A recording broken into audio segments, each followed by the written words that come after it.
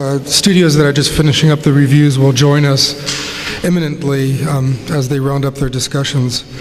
Before beginning the lecture, I want to announce what's going to happen at the end of the lecture. Sheila's very graciously agreed to host a roundtable discussion on materials uses, misuses, and other uses that will be spoken about during the lecture. And I think that'll take maybe a half an hour or so, and it'll be held just up front. And so if you are interested in participating, just come up at the end, and we can contribute to the discussion. Well, welcome to tonight's lecture. This evening, we're pleased to welcome, as everyone knows, Sheila Kennedy, principal in the firm of Kennedy and Violich Architecture in Boston. The work of this team might be described as focused in sounding the everyday conventions of practice as the very source for innovation and discovery they believe is necessary to invigorate the project of architecture. This is a project in which no catalog, no sample, no building component or building system can remain unquestioned, unprovoked, and ultimately untransformed. In a series of compelling projects which range from a museum under an interstate freeway, known as the Interim Bridge Project, to a satellite library nestled between classrooms at the Canton Elementary School, to the membrane-like building skin of the Madden Dance Company and the electrified floor of the Gallery for Contemporary Art, the architects developed their thesis on the notion of what may be called a loaded infrastructure, no longer invisible and neutral, nor purely utilitarian. The architects envision a critical connective matrix for the contemporary public realm. Within a body of work that can be understood to be interested in a vivid form of cultural excavation, as well as in a studied consideration of technical problems, lies what for Kennedy and Violich is a constant theme: the primacy of the material and its capacity to surprise, upset, uproot, and ultimately reset our expectations of the forms and spaces it yields within architecture. Photoluminescent phosphors as alternative to incandescent lighting or embedded in host materials, flexible, translucent, or even iridescent drywall are proposed as alternatives to industry standard sheets. Walls of recycled water bottles, electroluminescent or electroconductive plywoods, information plastics are paired with the manipulation of new fabrication technologies in production sequencing. Together, they question, expand, and ultimately transform the sensible possibilities of the built, and with it, the intellectual frameworks we use to interpret it. The work of Kennedy Violich has been widely published, exhibited at the San Francisco Museum of Art, the Museum of Modern Art in New York, the Architectural League in New York, and the Wexner Center for the Contemporary Art in Ohio. Please give a warm welcome to Sheila Kennedy.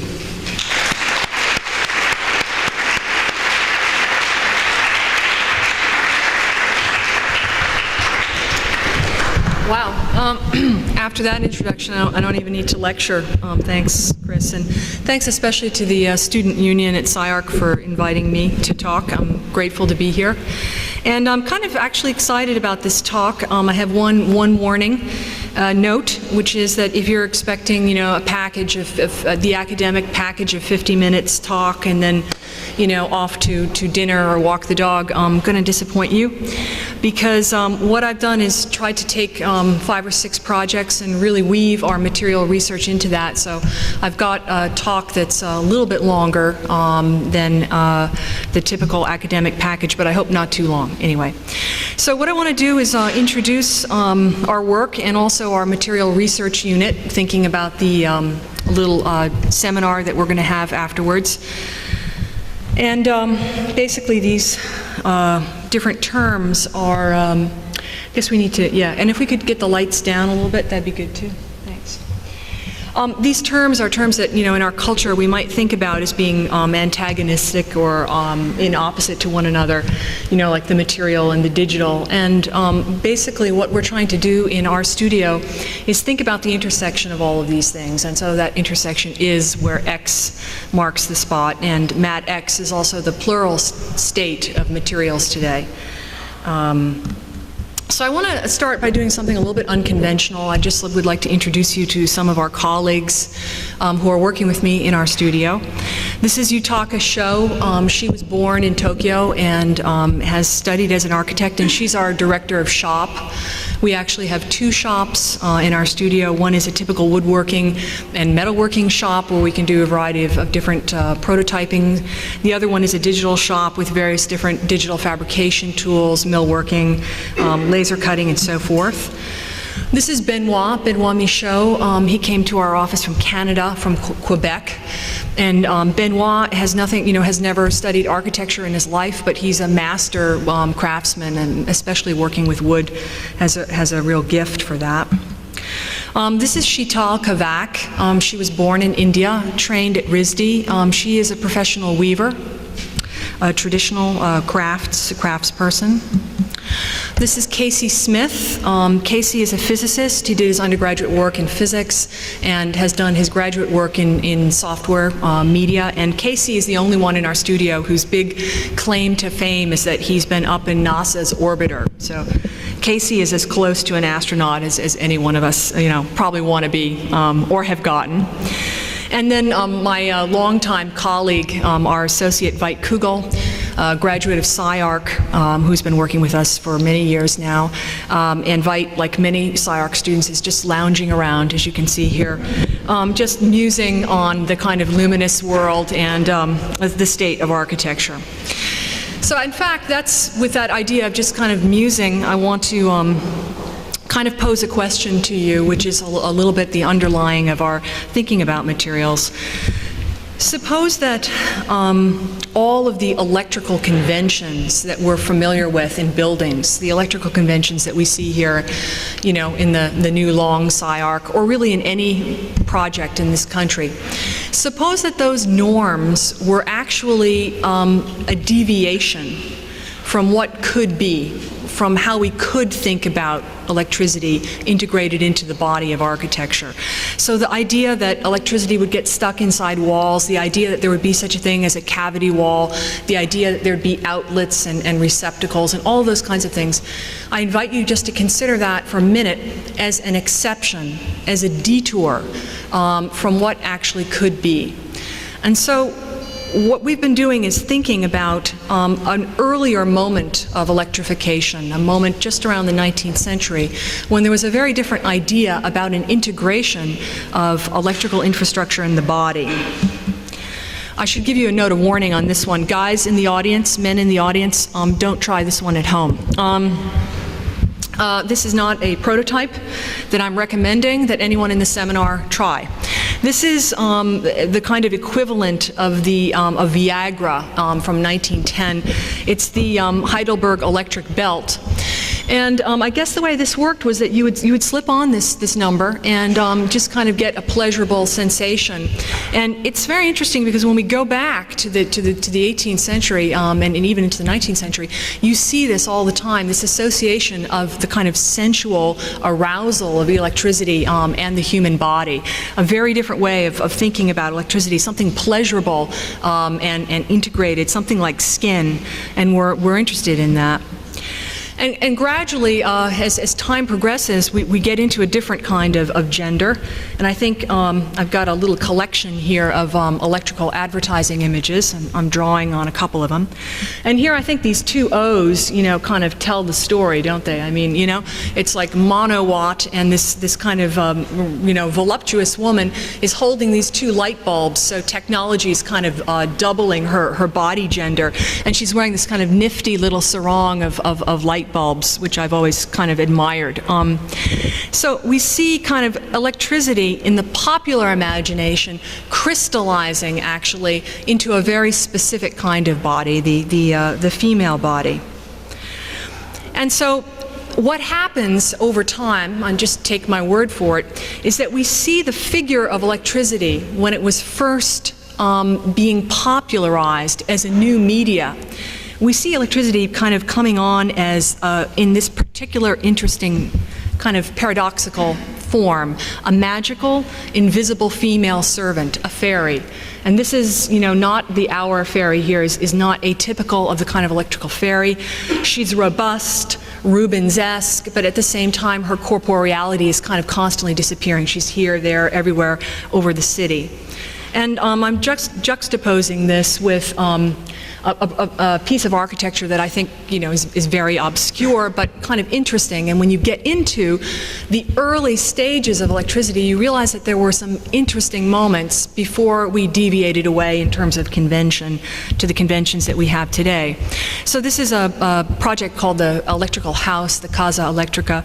It was designed by Figini and Polini.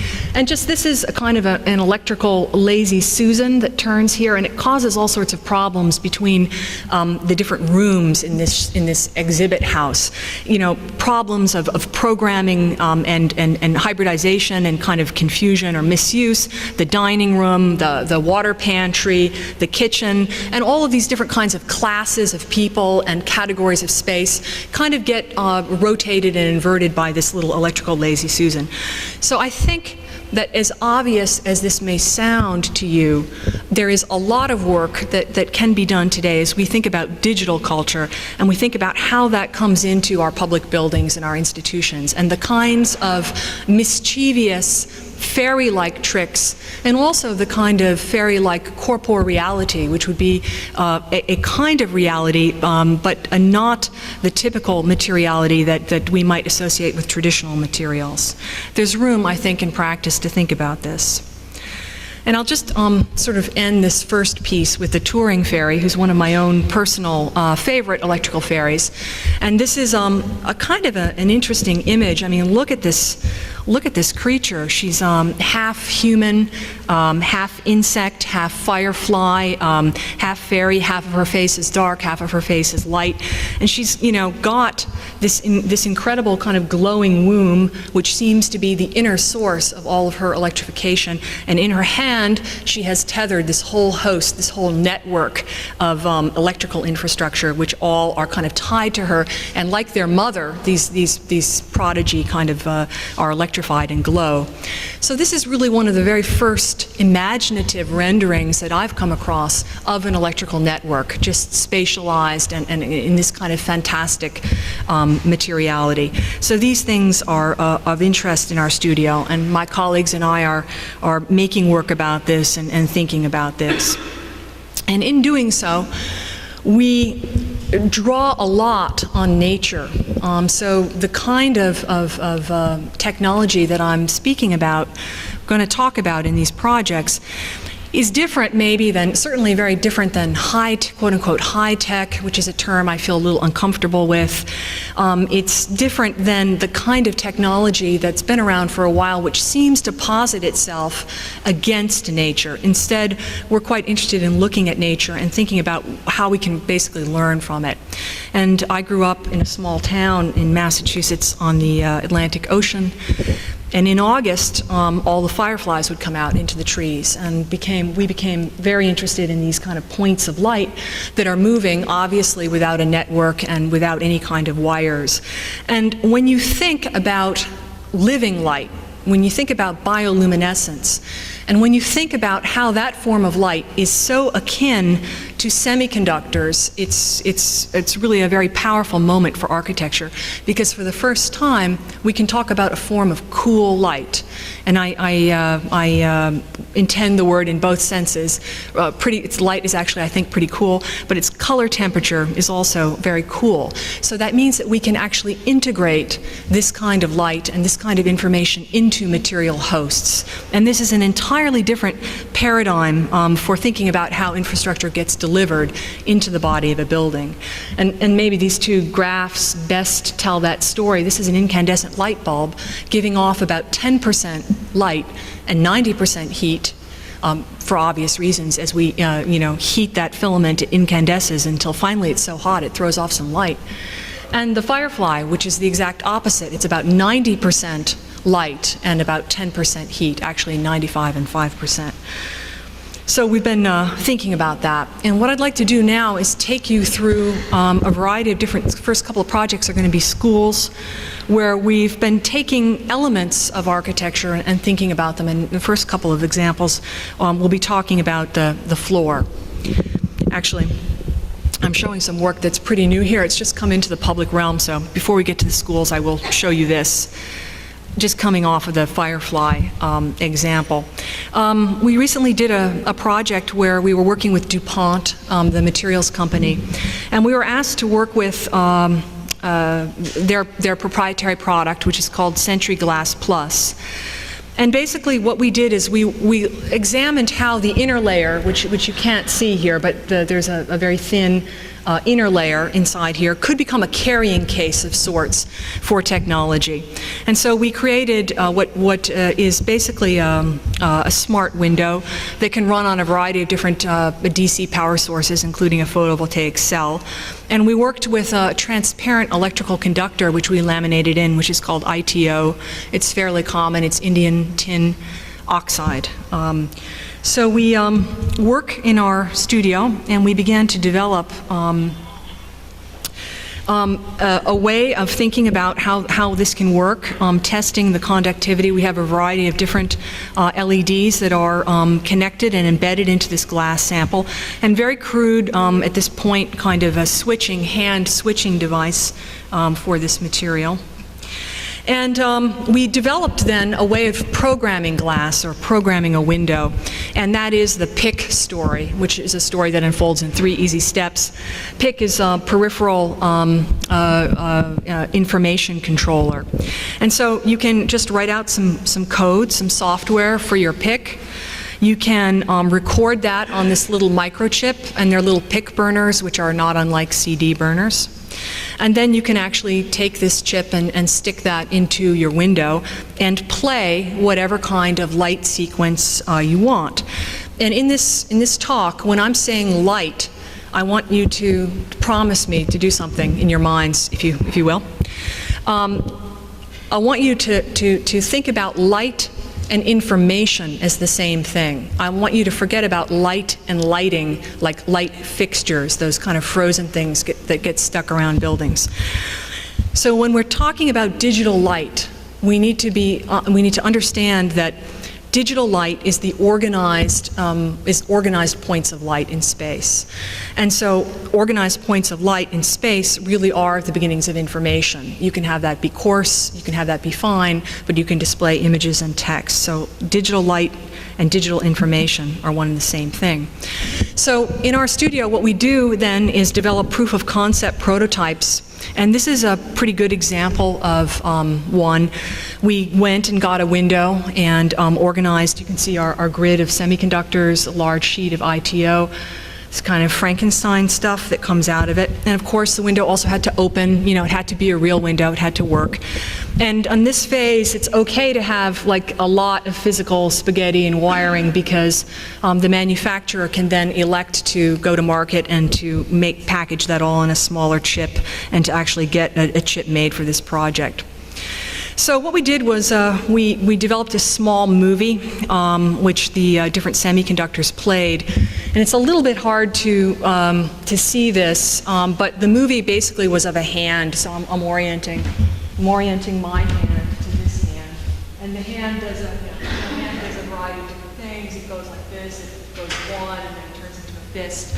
And I'll just show you a few frames of that in the window. I don't have an MPEG of this, but you can see the way that various different sequences can be played in this thing. And so we also made the proposal for DuPont of a 24-hour window. And when you think about embedding these electronics into glass, suddenly you get a whole new kind of market area that's developing, where you can think about appliance glass that might be in a microwave or a dishwasher, your automotive platforms, windshields and basically windshields and heads-up displays, HUD displays in automotive platforms, as well as in architecture.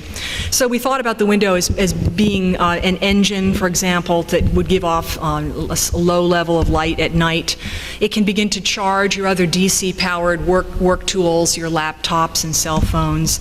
It can begin to display some information, for example, time, temperature, and so forth. It can do some advertising through running text displays and simple movies like the one I just showed you. And it can eventually, as LEDs get brighter, as semiconductors are made to produce more light, provide a kind of a general level of illumination. So I wanted to kind of go from the Firefly to this glass project to kind of set up some of the materials that we're working with. And now I guess I'd like to bounce back to showing you a couple of the school projects and thinking about the elements of the floor within them. So what I want to do is just show you a trajectory of work here and the variety of different ways that we've thought about rethinking, reshaping the infrastructure in projects ranging from modest to maybe not so modest. This is a project for an elementary school library, and those of you who have access to kids out there who might either have your own kids or know some kids, you guys who have access to kids know that the problem in elementary school libraries is not how to get the kids interested in computers. It's actually how to get them to understand something about the physical intimacy of reading a book. So the problem is the opposite of what someone in an older generation might think. And so in this project, this is an extremely simple project where we're basically having a building, a very simple barn-like building, concrete slab, which you see here. There are a variety of different language labs and data drops below. But what I'd like to focus on is this landscape above that you see here, which was an element of furniture that we designed and almost wanted to place inside this building to make this space. So this is an element that we call we've been thinking about this as a kind of a piece of near furniture. It's an element that's like furniture, but it's also like infrastructure in that it distributes, and it's also space forming in some way. So the corrugated in this represents all of the books, and you can see that we've tried at the different corners to integrate various different kinds of pieces of technology, computers, and the like.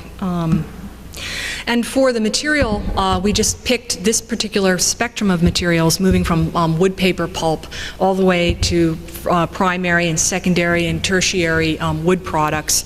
So we have to think about these kinds of materials not as separate materials today, but as a kind of a continuum. And of course, everything is accessible, and this is the large furniture piece as you enter into it. And we were quite deliberate in trying to make a juxtaposition between elements that were kind of ambiguous, like the plywood, still woody, but very much engineered wood, very much of a product, the kind of blue light of the Max, and a variety of other things here that you'll see, cushions and so forth, rugs, so that the entire floor, which was made out of reconstituted cork, becomes a kind of a resting area. Now, this is a very simple project, and the details were pretty simple, just the data coming up here, a very thin partition, a certain kind of lighting that we developed. And so this gradually changed the program of the library so that, in this library you can, if you're a kid, you can read a book about orcas and then draw about orcas, scan in your drawing in the school's intranet, post it, and then go over to this area over here where you can sit around and maybe put on a CD-ROM about the ocean, and when that's done, take out a pair of scissors and cut out various different things. So what they're trying to do is use craft making and making about as a way of kind of making a bridge between all the digital and physical teaching tools. So the library becomes part computer lab, part gallery, part storytelling, part art room, and we're interested in the ways in which those kinds of programmatic overlaps can happen. This is a little, just the detail where you can see the privacy. This is a standard 5-rung shelves, really quite cheap, and then a little flat screen display there. And then the living room part of the library where kids can get together and lounge around on chairs. And the carrels where you see that lighting detail, we're trying to backlight the books and juxtapose that kind of book with that kind of light with this kind of light, so that the books kind of begin to read as objects that are posited in relation or in juxtaposition to the computers. And then in plan, the large piece of near furniture, which you can see here. This is the nest, the gathering place of the nest, and around here. So our fantasy was just creating almost one piece of furniture that would be the architecture that we could set within this frame that would make the space all around it as it played with the edges of this. This is another floor project, actually. This is a gym and a health center, dance center, that we did in Providence, Rhode Island for the Wheeler School. And here our mission was to kind of connect this building, this new building that we did, with the school's outdoor public space and with a gym inside. And so you can see here, this is actually standing right here looking out at the public space of the school. And this is kind of a two-headed building. There was the entrance here to the dance theater, and then there's another entry here to the Children's Health Center, where we have a variety of different infrastructure elements kind of encrusted like a necklace. So instead of making conventional rooms, we just cascaded the infrastructure to kind of maximize the space. And we just distorted the stairs here, making a nice spot in the south so the kids can come and hang out. And then there were probably three primary building materials that we used in the project. This galvanized aluminum shingle, a tectum, which is a recycled acoustic material, and then plain mirror glass. And we fooled around with the exterior, and every single room in this building, which has a variety of odd-sized rooms, gets an operable window. And this is probably the one glass moment. This little butt-joined glass is probably the one out of the ordinary glass detail that we had in it. So we played around with the exterior to try to get the to use, these are all standard lights, and we played around with the scale of the building by organizing these, stepping up, and then by kind of taking these standard lights and hybridizing them with a storefront glass system which opened out into the north.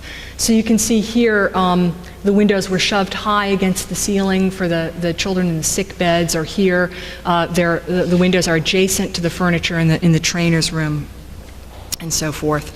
A view of what that looks like. Now, we took the standard shingles and we went to a kind of a dressmaking detail, and we developed this super simple detail where you have two metal breaks, a small one and a big one, and that repeats right on down the line. So that meant that all of these shingles could be bought off the shelf, brought in boxes to the site, and broken or bent, if you will, on site. And for a totally off-the-shelf product, we get, you know, pretty good corner detail on that. And then on the inside of this building, so we have the kind of somewhat shiny shingles on the outside, and on the inside something very different. This tectum material, a recycled wood fiber material. And you know, really what happened was it's a very ordinary material, and we had the standard tectum, and one day it fell off of somebody's desk, and we sort of stood there and looked at it on the floor, and we realized that the back side of the tectum, which you're not supposed to use, was actually much better looking than the actual factory side.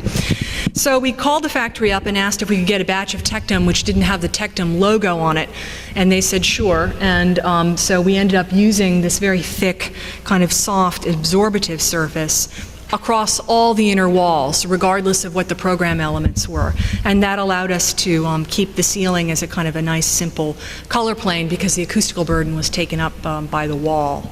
And it just didn't matter what time of day you're in that space, it's constantly changing as the light plays on it.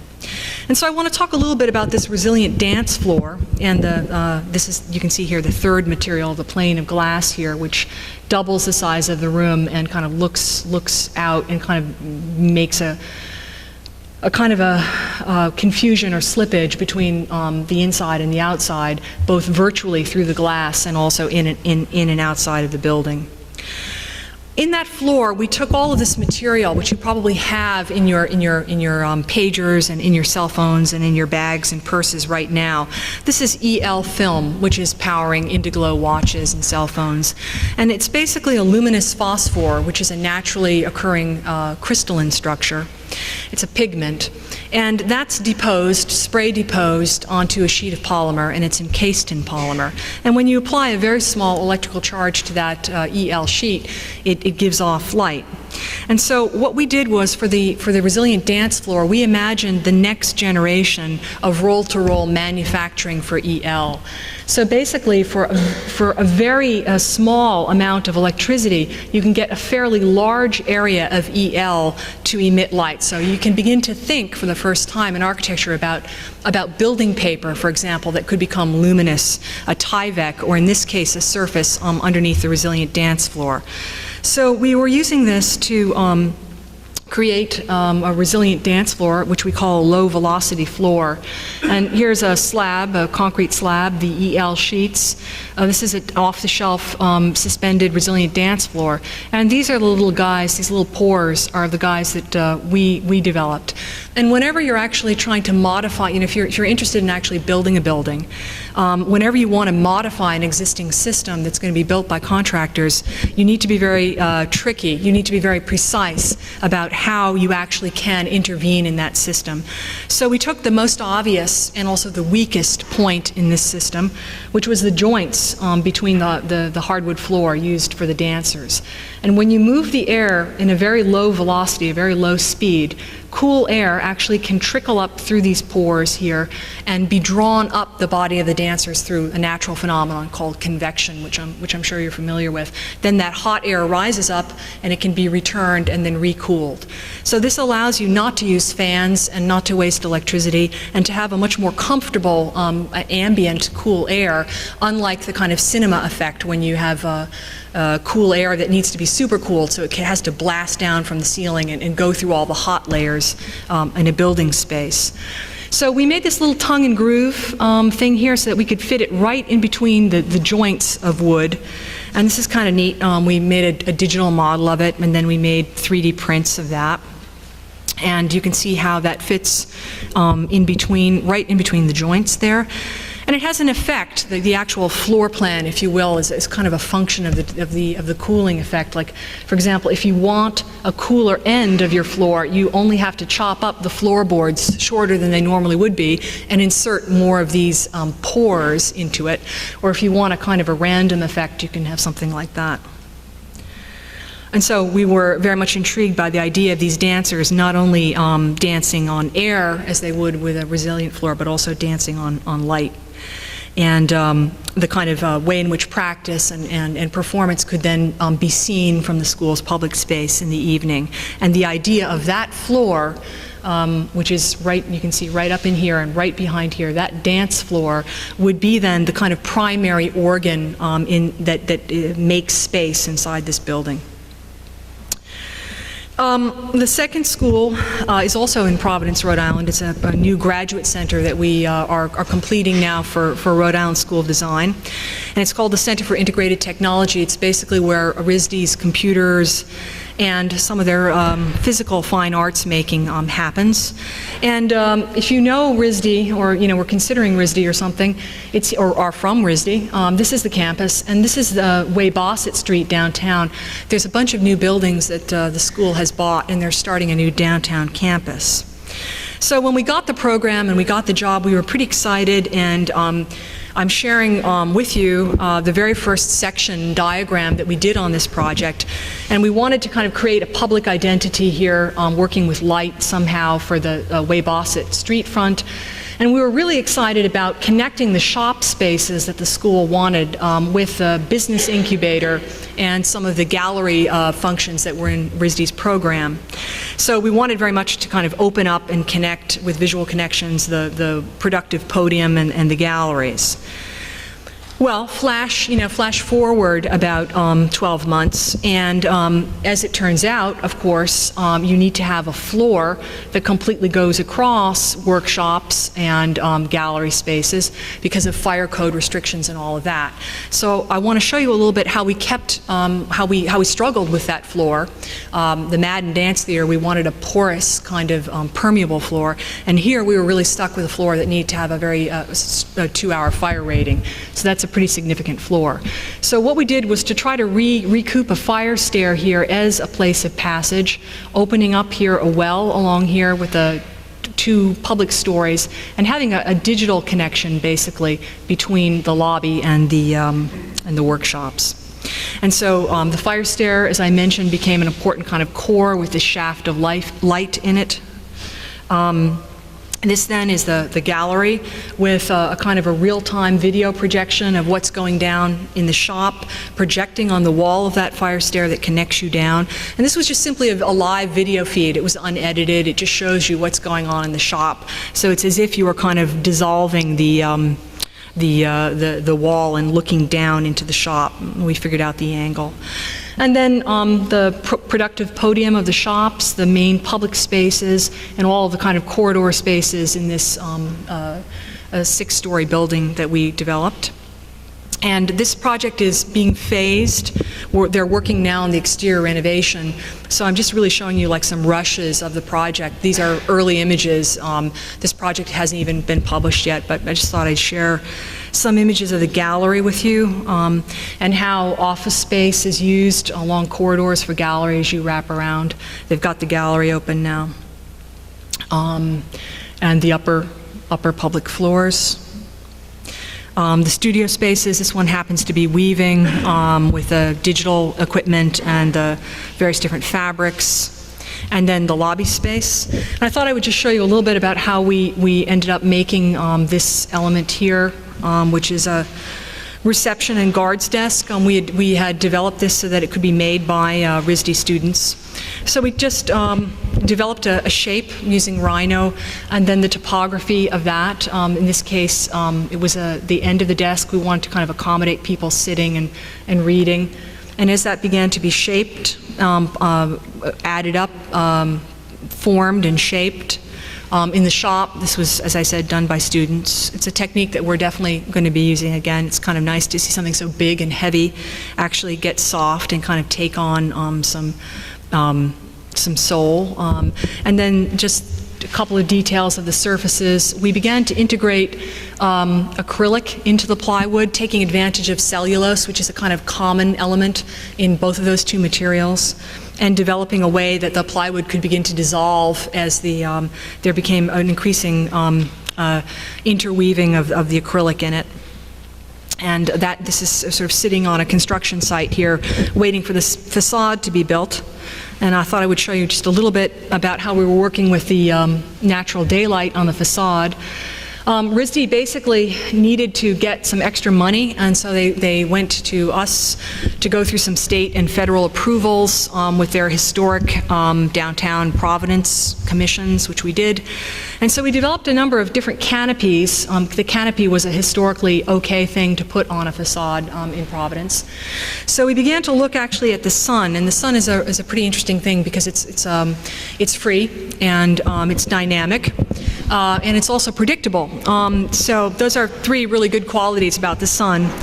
A little bit hard to remember this morning here in LA as we were like downpoured. But what we're basically looking at is creating a series of kind of custom gussets, which I'll show you in a little more detail, so that as we varied the length of those, the shadow line would stay straight during the course of the day. So you can see that later in the day, you need more plan area, if you will.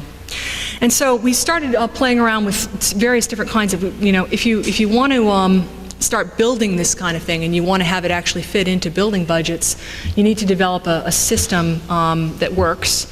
And so this is actually a pretty interesting one. We took a number of different strips. This is paper up here.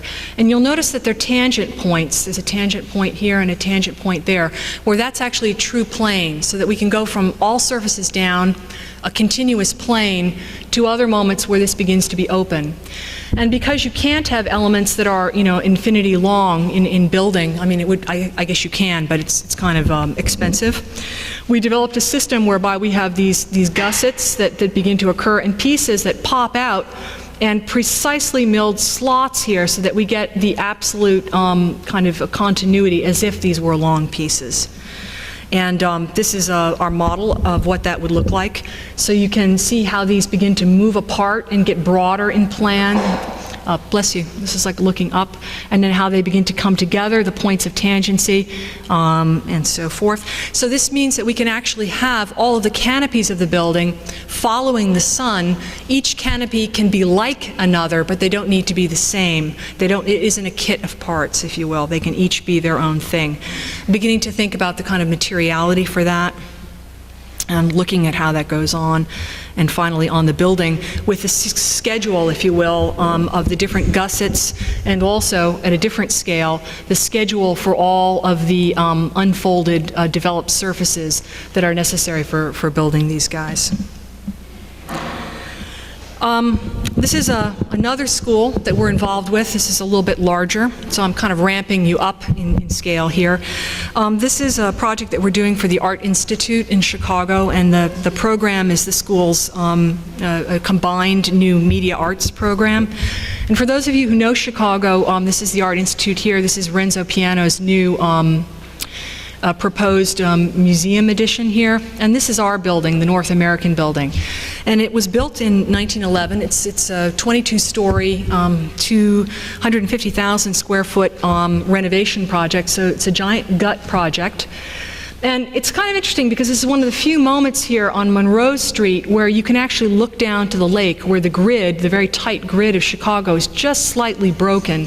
So that from the L, which runs through here, about 20,000 people look and see the building, and this is an image of the new 3-story base that we're making, and the new programs on the inside.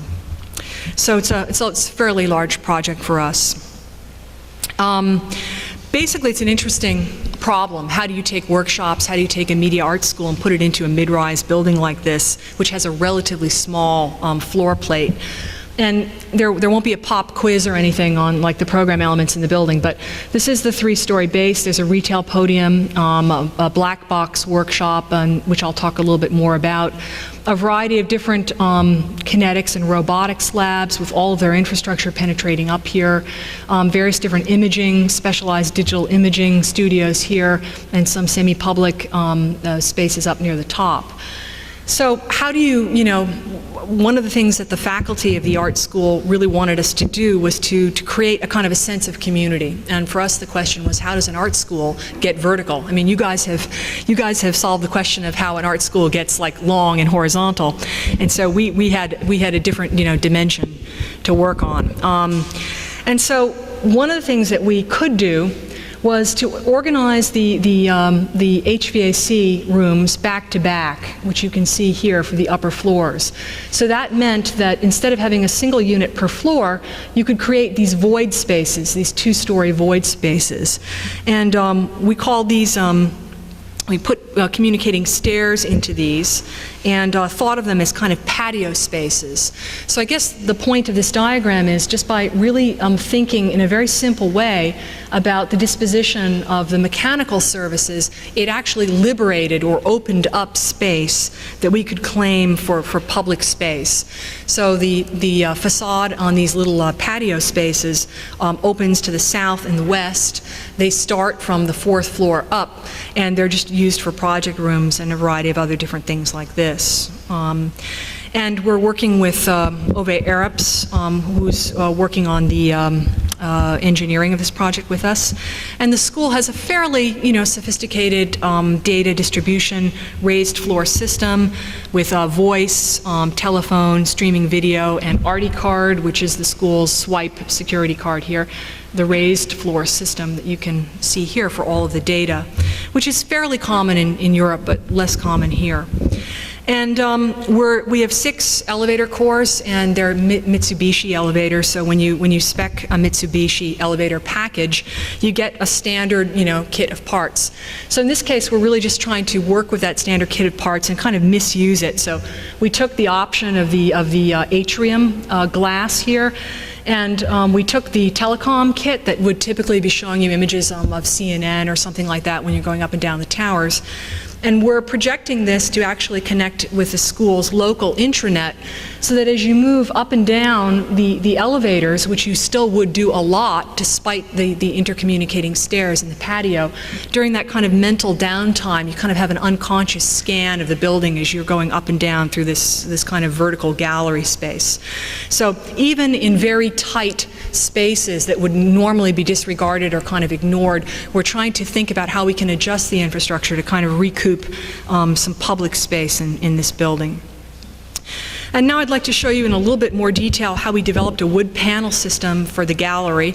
This is the 2nd floor plan, so you move up by escalator here. Reception area, this is the security desk. These are the 6 elevators, a larger freight elevator. And this is the Betty Reimer Gallery, which is the school's technical gallery where they do all of their digital exhibits, and the project room is over here that overlooks the street. So the faculty wanted to develop the black box theater, and they wanted a variety of different things, as faculty does, from traditional performance like this to various different kinds of symposia and lecture and more typical arrangements like this.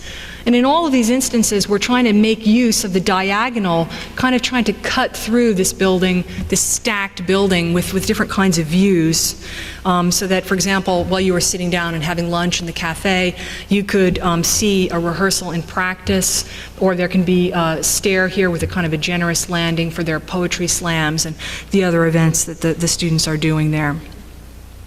So working with the faculty who really were on a mission to do something with recycled materials, we developed this product, this panel that we call Junkwood.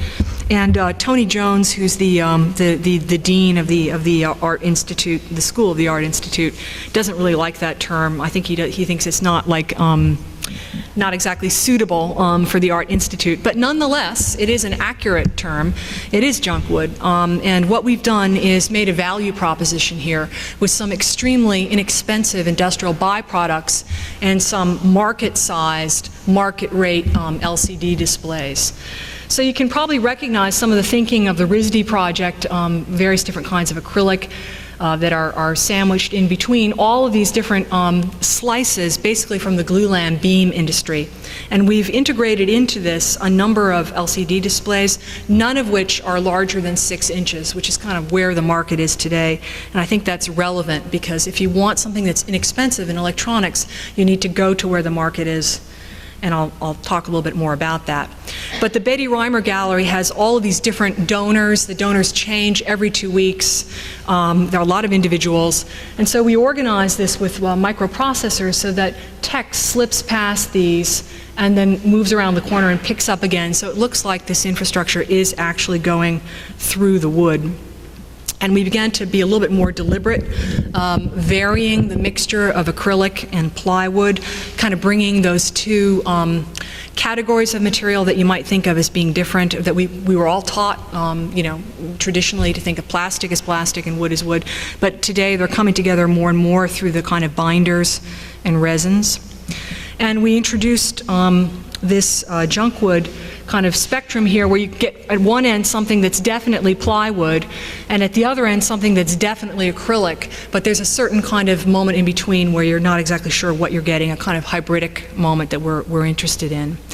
And the acrylic is excellent as a light guide. It can really travel, help carry a light, so we can introduce semiconductors into this material. We can change the color of the material by what kind of light the semiconductors are emitting here. We can actually even run streaming video through the acrylic. It's going to be, anamorphically projected here on these surfaces, but they're constantly filming the practices and various different things. So in this project, we're really thinking about this junkwood as being a kind of skin that can conduct images and light and information. And you can see at the entry, which is 36 Monroe Street, the junkwood that kind of you begin to escalate up and follow this surface all the way up to the black box theater. Okay, I have another floor project, but first I thought I would just pause and tell you that whenever I think about technology integration, I'm constantly inspired by this little critter. This is a comb jellyfish. It's larger than life here in this image. It's very innocent. It's about that big. And when you swim in many oceans of the world, but also in the Atlantic and the Pacific Oceans, and you touch this creature, it'll glow and it will change color. And in fact, the science of this bioluminescence is not very well known, and there are a couple of people at Scripps and also at Hui in Woods Hole who are actually studying this phenomenon. But what's interesting to us is to think about how crude our way of controlling light is today. It's like 0, 1, very binary. You can take a switch, you can flick it on, you can flick it off. Maybe you might have like a Lutron dimmer or something so you can kind of dim the light. But in no way can we respond to light or information in any kind of a tactile way, like touching. And so in this next project, we had the opportunity to develop a floor where we could introduce a little bit more of a tactile control into it. So in this material, we took an EL sheet, which we were kind of getting a little bit familiar with now, and we developed a process whereby we could actually laminate the EL right under the first veneer of plywood, taking advantage of those laminations. And so what's really kind of interesting is that there's a two-way mutability that's going on here. I mean, on the one hand, you have the transformation of the wood. You know, people have said this looks like ghost wood, or this, some people are very uncomfortable with how this wood looks. But on the other hand, the wood renaturalizes the technology because the individual fingerprint of each tree, as that's unrolled in the rotary cutter that makes the plywood veneer, as that's unrolled, it creates a unique kind of thumbprint that changes each piece of technology, and, if you will, renaturalizes it or gives it a certain individual quality that it might not have on its own. And so in this project, we had a chance to kind of develop this at the architectural scale. This is a project which is an art gallery here, in addition to an existing residence here. The art is a variety of paintings and works on paper. And we have a fairly quiet exterior. It's mostly wall, because we have to maximize the wall surface for the paintings. And we have a inverted roof here that operates a little bit like a photographer's umbrella, scooping in the light. And one of the most kind of unusual elements in the project was this water body. The clients wanted a water body that could function in two ways, that could be reflective, like a museum water pool, but they also wanted to be able to swim in it, which posed some complexities, but in the end, you can swim in and out of this house and in and out of the gallery. And we have a light well here that brings exterior western light in, bounces it off this water surface where it sheds the UV content of the light, which is harmful for the paintings, and then brings it back into the gallery space. And this is Allen. You can swim underneath that light well and look right up to the roof, to the sky. And this is the project at night. The light well becomes a source for all of the electrical energy that's then shining up on this roof, which kind of warms up the color inside the gallery, and that's that warmer light is a little bit better in terms of color correction for the paintings. So the section really becomes the key document, the key drawing in this project. And this is the light well, this is the water body, so the western light was coming in, like I was mentioning, and bouncing out. And I'd like to kind of focus on this surface right here that's coming along here. This is a skin, it's a floor, it's made out of plywood.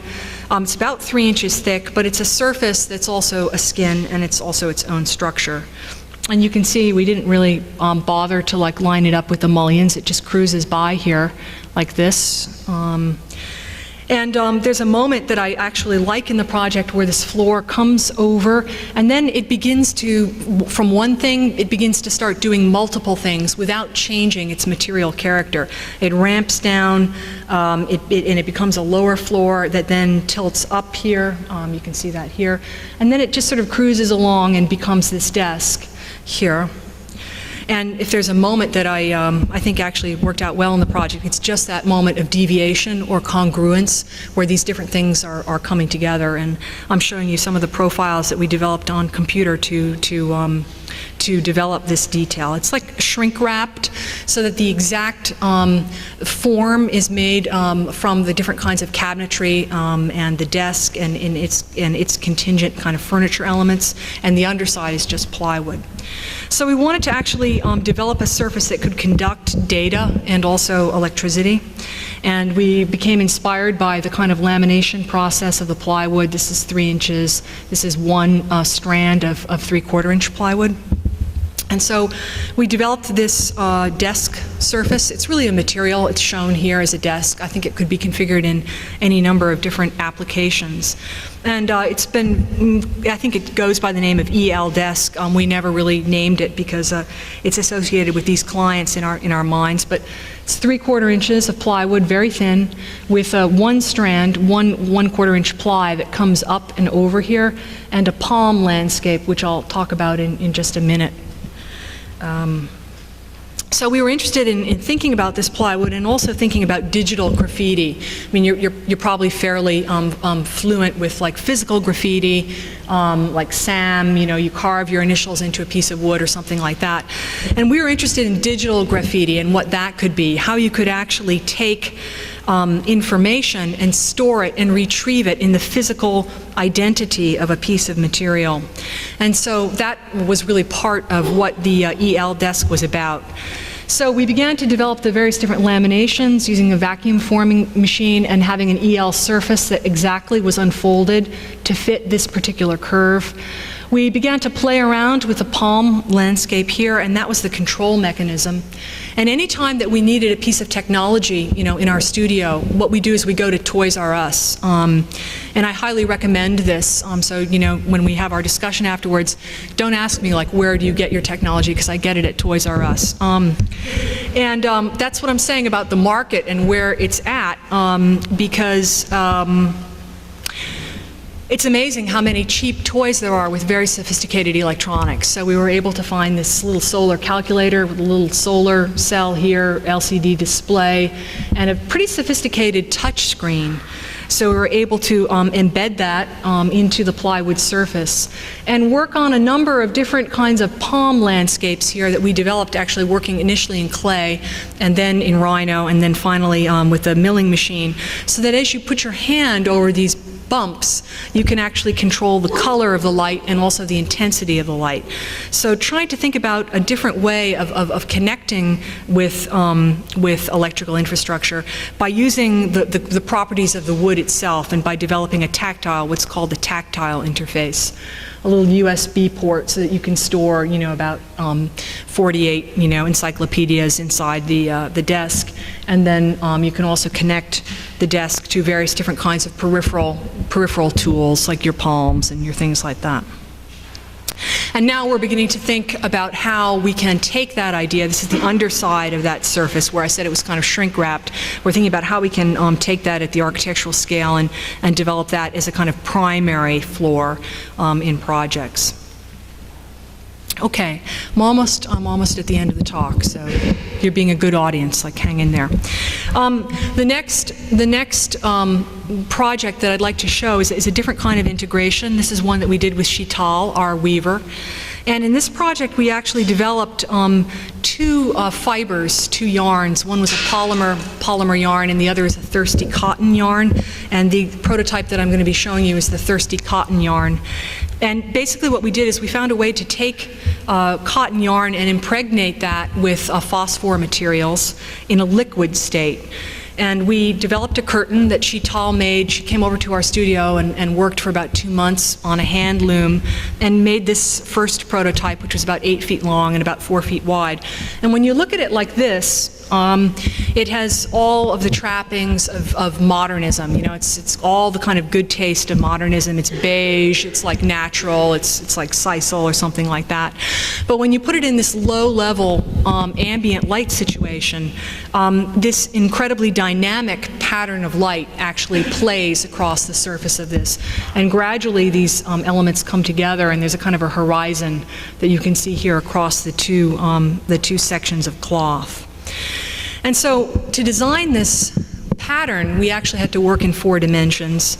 And the way that we did that was by taking use of the material's property. The phosphors are a little bit like emeralds and rubies and sapphires, in that each of these phosphors can give off a unique different color signature that you see in light. So they absorb energy low in the spectrum. They can also absorb UV from the sun or from a fluorescent light. And as they absorb that, their crystal structure begins to shake at the molecular level. And then they throw off photons, and you see those photons as light. But you see them as light in a different part of the spectrum, and that's the kind of interesting thing. So that delta between incoming and emitted light is called the Stokes shift. And that's what's actually shifting the curtain from blue to green over a matter of time, like about 20 minutes. So we got a chance to actually look at this in a project that we were doing for a German manufacturer. It's a pretty simple project. It's an office space with a cafe and some working stalls here and some executive offices here. And these are large columns that are part of the warehouse structure. And so what we did was, I can't believe this is happening right exactly here. Forgive me for 1 second, please. Okay.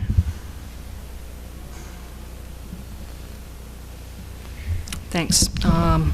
Sorry about that, but what we did was we pulled these curtains around to make these kinds of zip rooms. And I think you can see my colleague, Sunny, sitting in here. That's her head, that's her back. So we made these kind of instant luminous rooms, like shower curtains almost, that could be zipped around, and you could kind of read your laptop or kind of space out or do some research in this kind of ambient light situation, which was quite different than your office, which was like 1 or 2 steps away. I'm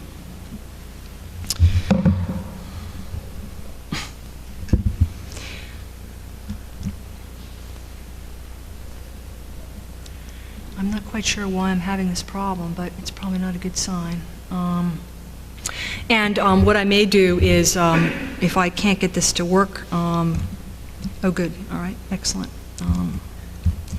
What talk about technology would ever happen without a few glitches?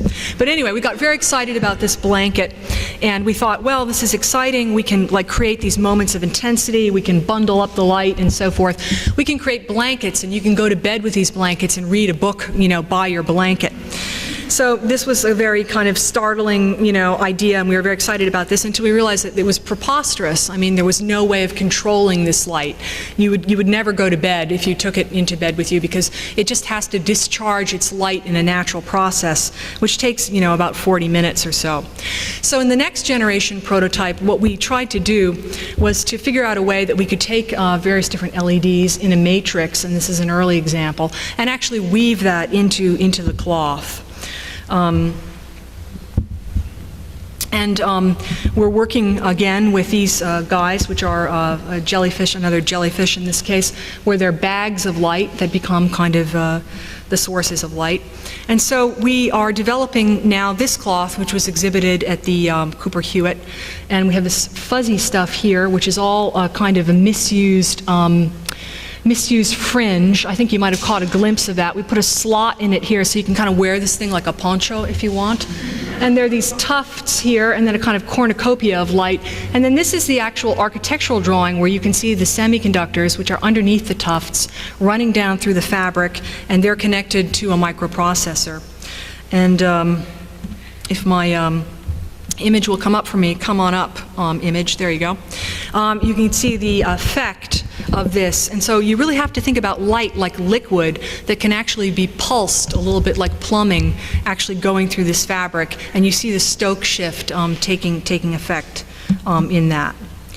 Okay, so the last project is taking advantage of this material, which is also advantageous because it's free and it's water, and there's a lot of it on the planet.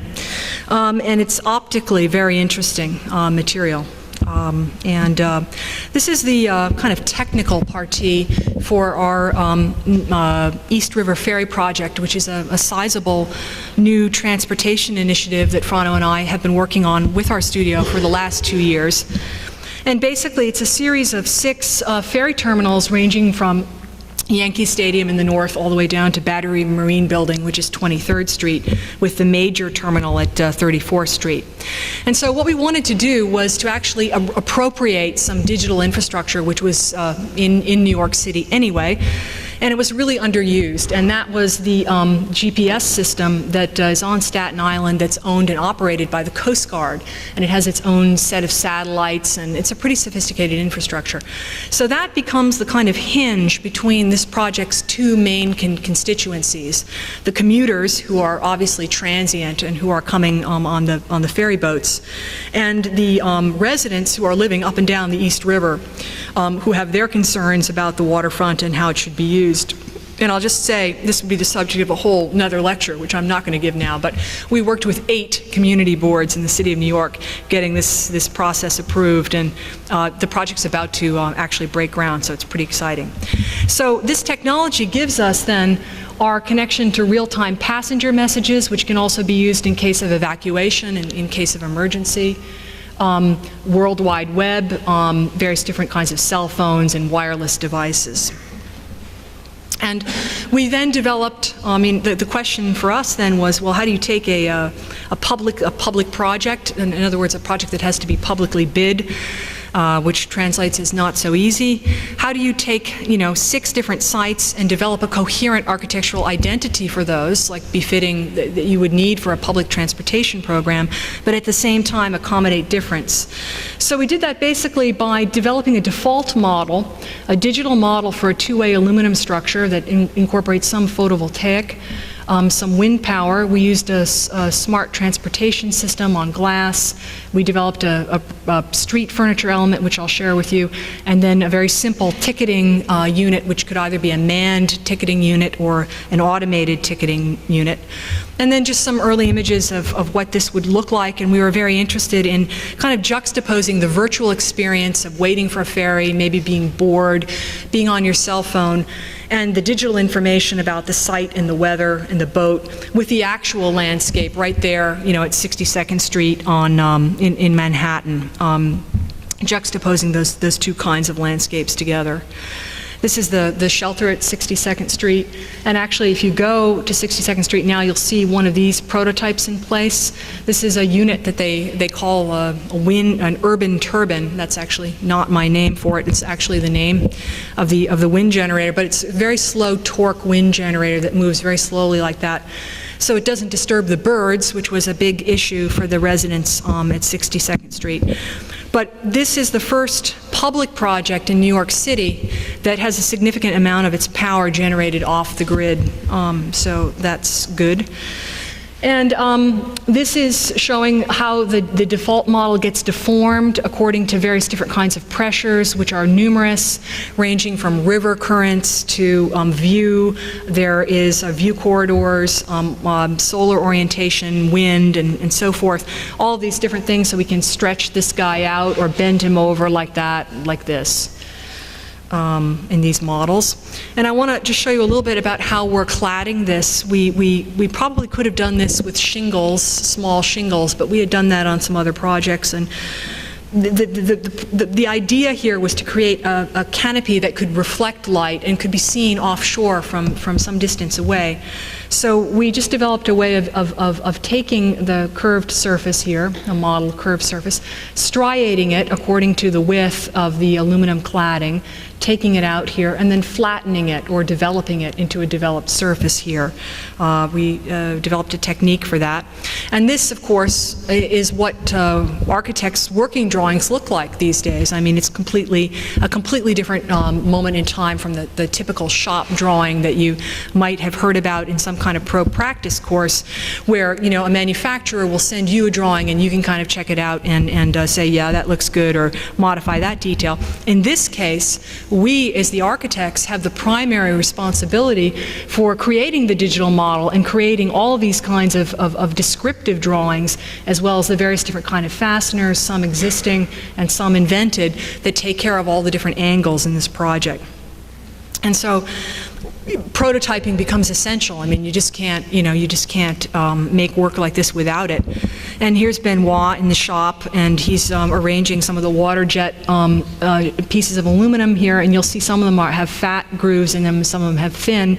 And that's because we actually scissored these things together because we were working with a program that made the most efficient layout of our aluminum and limited it to the standard size that the aluminum sheets came in. So he then can tack weld that into place. And you can see the skin that we have on it. We have an elastomeric membrane here from the automotive industry that's kind of coming down like that.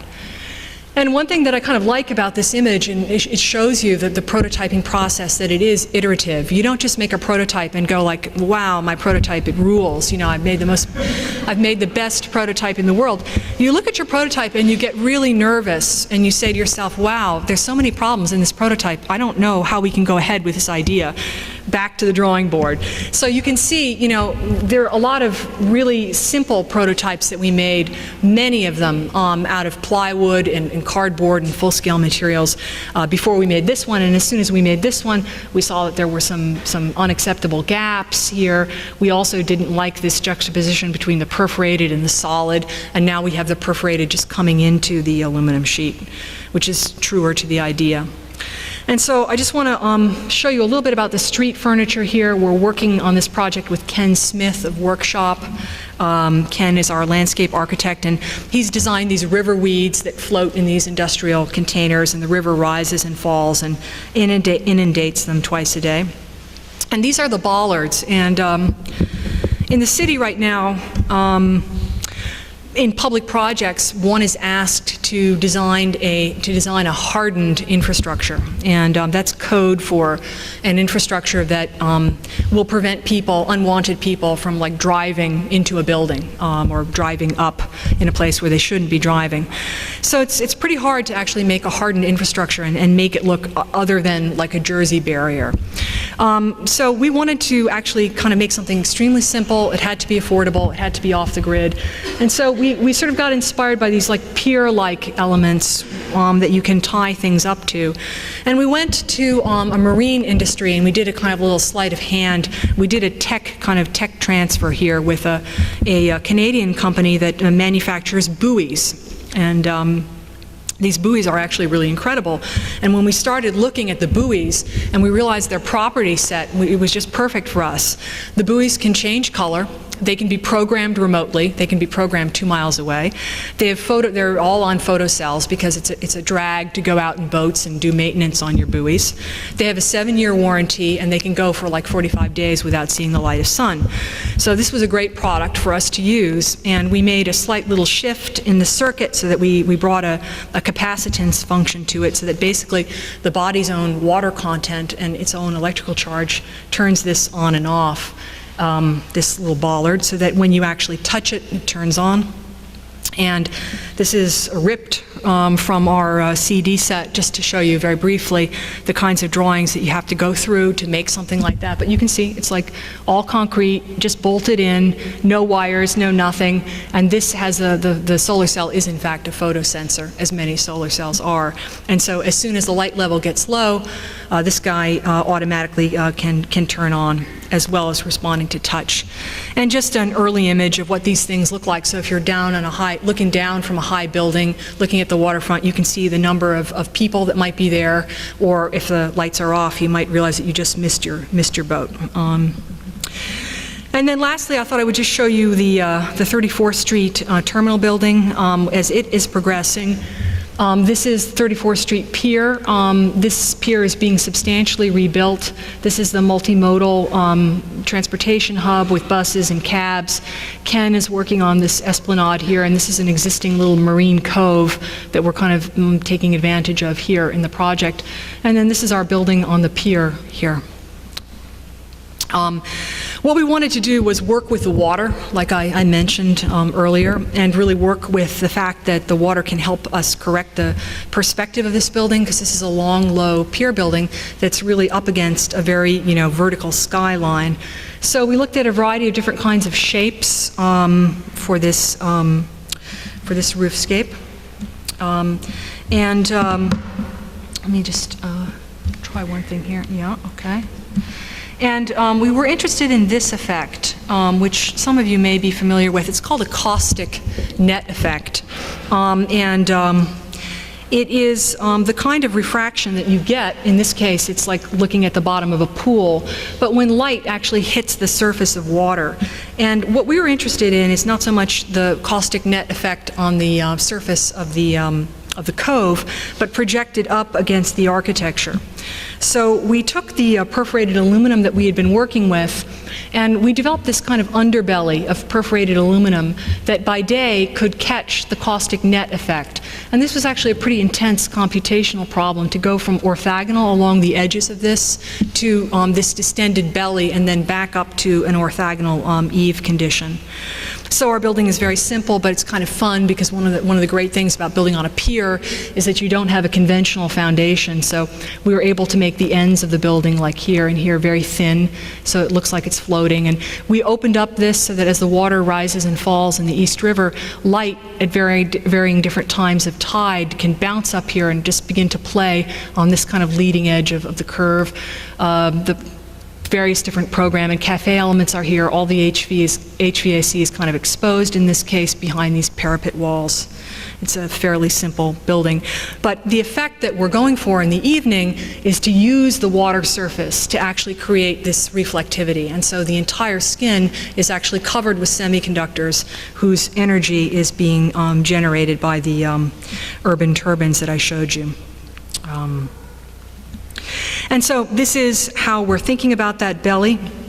The orthogonal structure, all the ribs, the structure is very normative, the hangers, the plates, the skin, one blow up of the skin, how that's going to actually be put in place, because the men have got to work on an overhead condition, which is actually a difficult condition to work in, and then all of the skin arrayed out here and all the structural components that go into making this guy right here. And the last image is just what this is beginning to look like on 34th Street with Ken's interventions in the cove and this kind of threshold condition as you move back and forth between the water side and the land side. So I'll pause it here and ask those of you who need to leave to leave. The rest of you can come up and we'll enter into a discussion and or questions and answers. Thank you.